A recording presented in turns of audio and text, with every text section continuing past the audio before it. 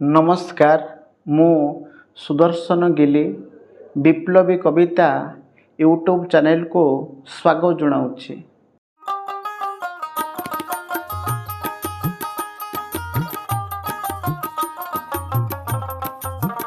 आजिर प्रसंग हेउछि आमे खराब अभ्यास को केमिति छाड़िबा।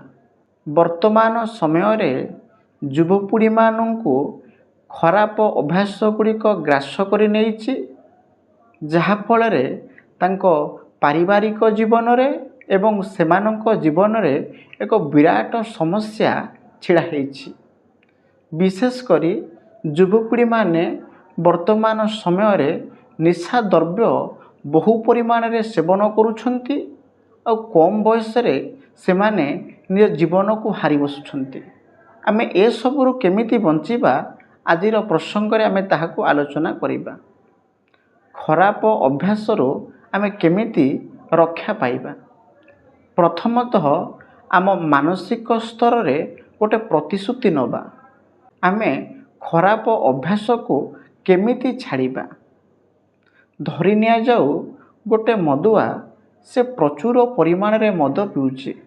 जदि से गोटे दिन भितरे बा 2 दिन भितरे बा 5 दिन भितरे जदि मद्यपान को यथाशीघ्र छाड़ी दिए हुए तो से बहुत शीघ्र मरी जाई पारे। सेतिपई ताकू धीरे धीरे तार खराब अभ्यास बा खराब अभ्यास जो कार्य गुड़िक करुचे धीरे धीरे से ताकू छाड़िले हुए तो उपकृत हो पारिबो।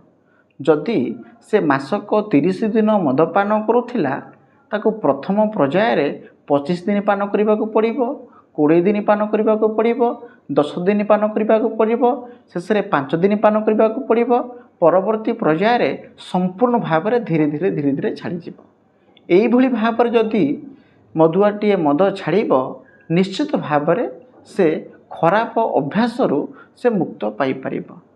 द्वितीयतः गोटे निर्दिष्ट कार्य रे सदासर्वदा व्यस्त रहिबो।